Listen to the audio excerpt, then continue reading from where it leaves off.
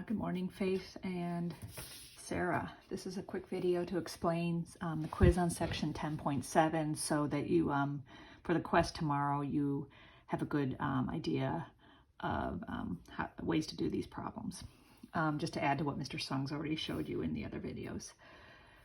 This is his first problem asked for two things. One was to plot the given point using that was given in polar coordinates. That's this point here.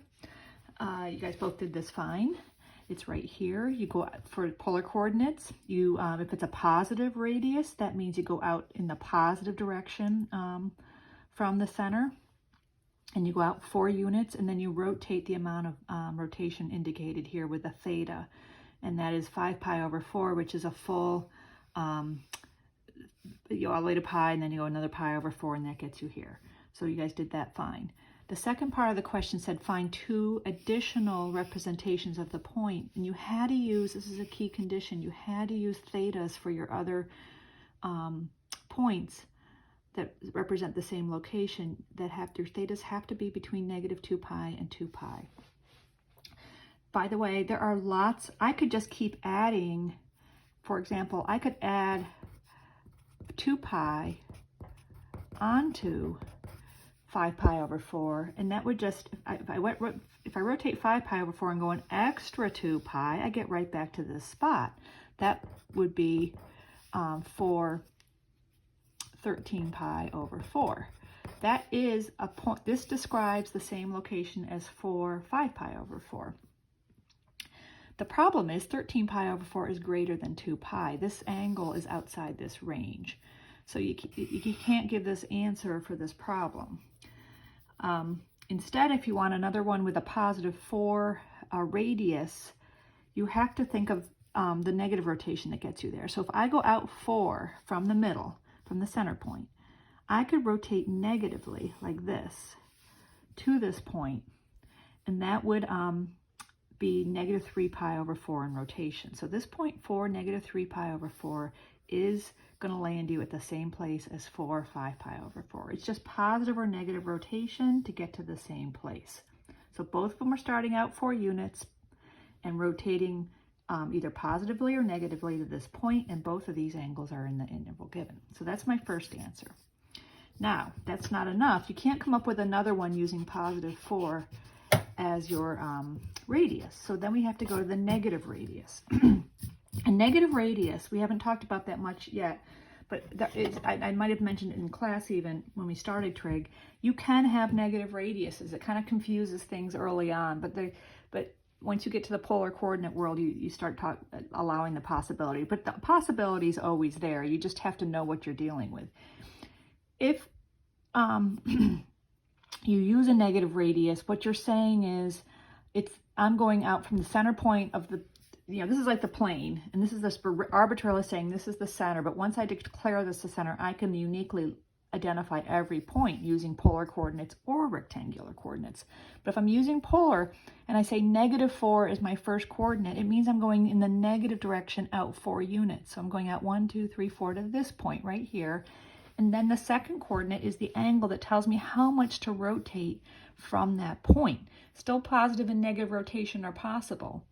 So from this point, if I rotate positively to this point, I have rotated pi over 4. So you go out -4, that's like a length distance. You're either going plus or minus the radius. And from where you land using the radius, you then rotate. And if you rotate pi over 4, it'll land you right here. So this is another possible answer. This is an answer.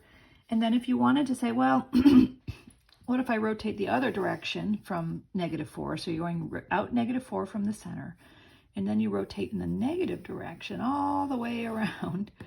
That would be -7 pi over 4 of rotation. Excuse me, that's pi over 4 shy of a full 8 pi over 4 all around. So both of these are okay. And they are starting in the -4 and rotating either positive there or negative there.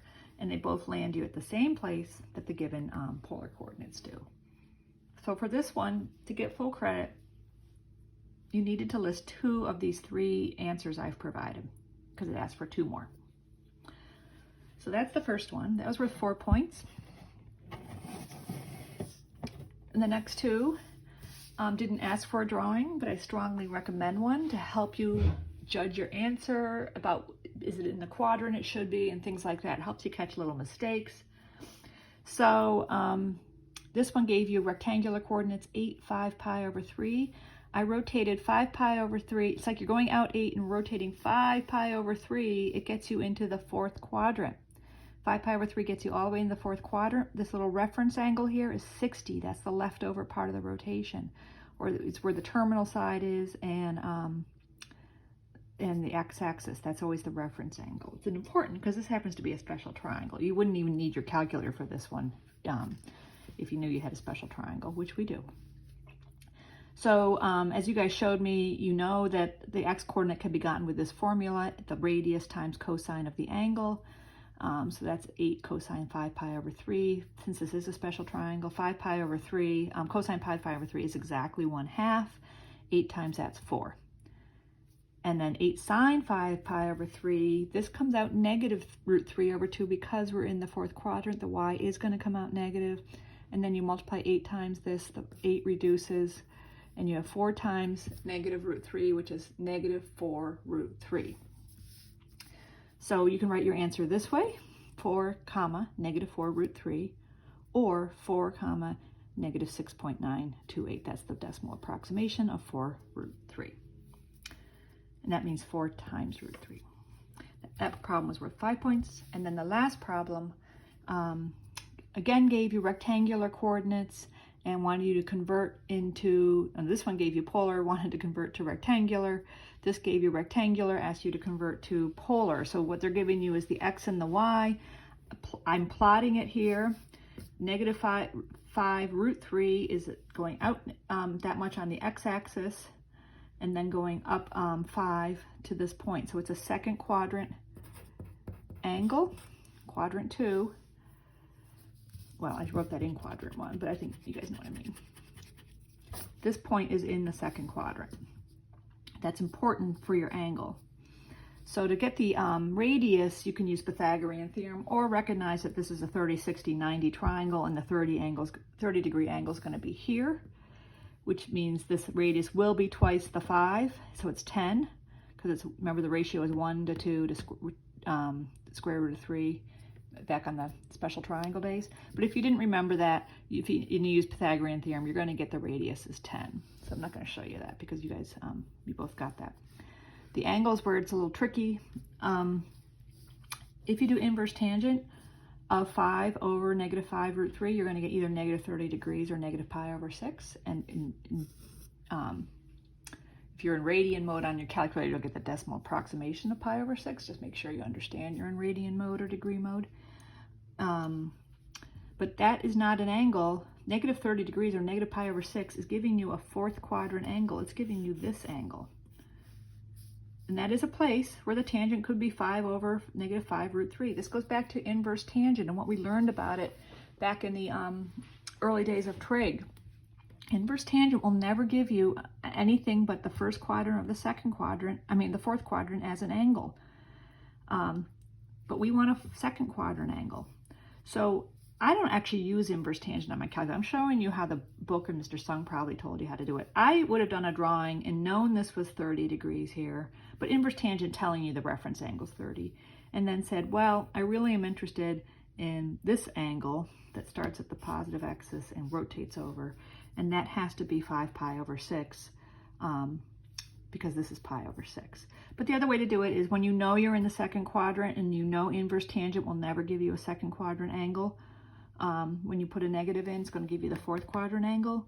You have to add pi to it to flip you into the correct quadrant. So we're adding pi to negative pi over 6, and that's going to give you this angle here, which is 5 pi over 6. So that's your answer. Same thing would be true in the third quadrant. If the point was in the third quadrant, you have to add pi to your answer for inverse tangent because the inverse tangent is going to give you the first quadrant angle that works. So keep that in mind, please, as you do more with this. Thanks.